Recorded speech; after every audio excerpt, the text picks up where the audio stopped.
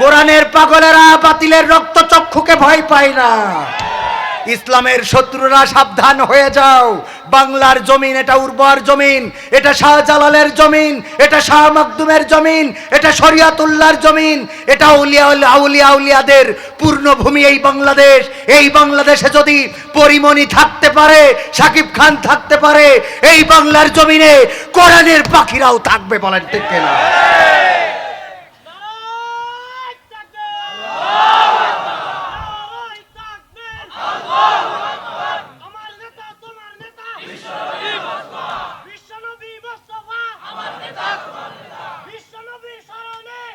সম্মানিত ভাইয়েরা, আমি আমার মা বোনদের জন্য একটু কথা বলছিলাম, এটা বলার দরকার আছে না নাই? বাংলাদেশে পুরুষ নারী নির্যাতন দমন ট্রাইব্যুনাল আছে না নাই? কিন্তু পুরুষ নির্যাতন দমন ট্রাইব্যুনাল আছে, বরং কারুর কাছে দুঃখের কথা বলা যায় না। স্ত্রী দরজা খোলে না, এই দুঃখের কথা কারোর সাথে বলা যায় না। বলা যায়? বলা যায়? বলেন। বন্ধুর কাছে যদি বলে কবে তোর কেস সমস্যা তাই ক, অথচ ও যে ইমতে মেরি বেড়াচ্ছে, ইমতে ভিডিও কল আসে, ও বল্টু ভাই হ্যাঁ কেমন লাগছে ইসকি, ফাইন না বল্টু ভাই? হ্যাঁ। ও দেখতে বলে বলে তোমাকে এই হলুদ শাড়িতে খুব মানিয়েছে, কে কে কিনে দিয়েছে? কে কিনে দিও? পাগলটা কিনে দিয়েছে। স্বামী হয়ে গেছে কি? পাগলটা কিনে দিয়েছে। হ্যাঁ তোমার এটাই মানাচ্ছে খুব। আচ্ছা তো হঠাৎ করে কল আইস, এই বল্টু ভাই ওই বিদেশ থেকে কল দিস, দাঁড়াও। হ্যাঁ ফোন দে। এই তোমার খেয়ে কোনো কাজ নাই, খালি বিদেশে থেকে খালি ফোন করো বউর কাছে, না বউ চুরিয়েই যাচ্ছে, বউ চুরিয়েই যাচ্ছে, তুমি কল দিবা, কাজ করবা কখন, টাকা পাঠাও, পিন নাম্বার বলি দিয়ে আনে তুলে আনবানে, রাখছি। এরাই কি আবার হ্যাঁ বল্টু ভাই হ্যাঁ হ্যাঁ বলো, হ্যাঁ হ্যাঁ হ্যাঁ আছে না নাই? ওরে বল্টু, এই বল্টু শেষ করে ফেললো রে। ও আমার মা বোনেরা, পরকালের ময়দানে ওই কসমেটিকের দোকানে তুমি কি কি করে বেড়ালে, স্বামীর টাকা উল্টো পাল্টা খরচ করলে, হাসরের ময়দানে আল্লাহ রব্বুল আলামিন ওটা তোমার দেখাই দেবে না? দেবে না? ওই দিন যতই তুমি গোপন করতে চাও, যতই তুমি তোমার স্বামীর বলো আমার কোনো জায়গায় কোনো ইমোতে চ্যাটিং হয় না, কোনো জায়গায় কোনো ব্যাটিং হয় না, কিছু হয় না, তোমার আমানতে হেফাজতে আছে, এই কথা যতই বলো, পরকালের ময়দানে যদি অন্যায় করো আল্লাহর কাছে প্রকাশ হবে না, হবে না, হবে না, হবে না। ওই দিন প্রকাশ হয়ে যাবে। এই জন্য অন্যায় কাজ মা বোনেরা আল্লাহ দেখছেন। আপনার স্বামী বিদেশে থেকে দেখে না, কিন্তু দেখেন কে? এবার পুরুষেরা করা যাবে নাকি? পুরুষেরা বাজারে যেয়ে আর একজনের সাথে ফোনে কথা বলা যাবে নাকি? বাড়ির বসেছেন আমার জন্য না ইসলামের জন্য? আমার জন্য না কোরআনের জন্য? তো কোরআনের জন্য যদি বসেন, কোরআনের এত সুন্দর একটা পরিবেশ যেখানে তরুণেরা, যুবকেরা, কিশোরেরা, অনেক দাড়ি পাকা মুরব্বীরা বসে আছে, তাদের কষ্ট হয় না, আপনারা উঠে যাচ্ছেন কে? ম্যাশিং এত খারাপ, আটকে রাখতে পারেন না? আবার আমাদের কাছে এসে কবেন হুজুর দোয়া করি দেন, বউ থাকছে না। বউ থাকবে কি? 2 ঘন্টা যদি মাহফিলি বসে মুখ ধরিয়ে রাখতে না পারিস তা তোর বউ থাকে? কোথাকার যে কটা চলে যাচ্ছে চিনে রেখে দেন, দেখবেন যে বাড়ি অশান্তি আছে। কোরআনের সাথে যারা করবে দ্বন্দ্ব তাদের সাথে কবু হবে না আপোষ। জেল জুলুম হলেও হবে, জেল জুলুম হলেও হবে, বিবেকের কাছে তবু রব নির্দোষ, আমার রবের কাছে রব নির্দোষ, মহান প্রভুর কাছে রব নির্দোষ। কোরআনের সাথে যারা করবে দ্বন্দ্ব তাদের সাথে কবু হবে না আপোষ। কোরআনের কথা যারা বলে যায় আজ তাদের দমাতে কত ফন্দি, কাউকে ধরে নিয়ে দিচ্ছে ফাঁসি, কাউকে রেখেছে আজ বন্দী। কোরআনের কথা যারা বলে যায় আজ তাদের দমাতে কত ফন্দি, কাউকে ধরে নিয়ে দিচ্ছে ফাঁসি, কাউকে রেখেছে আজ বন্দী।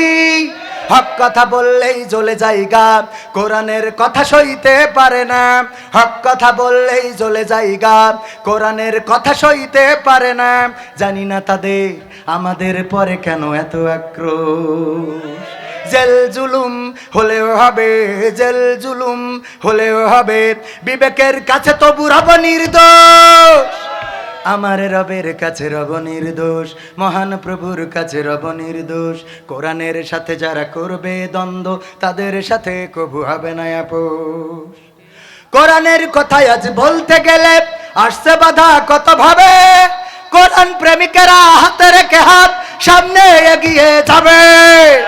হক কথা বলতে করি না কো ভয়, জীবনের বিনিময়ে আনব বিজয়। হক কথা বলতে করি না কো ভয়, জীবনের বিনিময়ে আনব বিজয়। বুকে আছে শক্তি, অন্তরে আছে সাহস। সাহস আছে? ইসলামের জন্য যদি জীবন দিতে হয়, ইসলামের জন্য যদি রক্ত দিতে হয়, ইসলামের জন্য যদি মিছিল করতে হয়, ইসলামের জন্য যদি মিটিং করতে হয়, ইসলামের জন্য যদি সর্বস্ব বিলিয়ে দিতে হয়, ইসলামের জন্য যদি ডাক আসে, সব কিছু সকল মায়াকে উপেক্ষা করে কোরআনের রাজ কায়েম করার জন্য যদি কোনো মিছিলের ডাক আসে, সকল পিছুটান ভুলে কোরআনের ময়দানে থাকতে কারা কারা রাজি আছেন দুটি হাত দেখাতে হবে।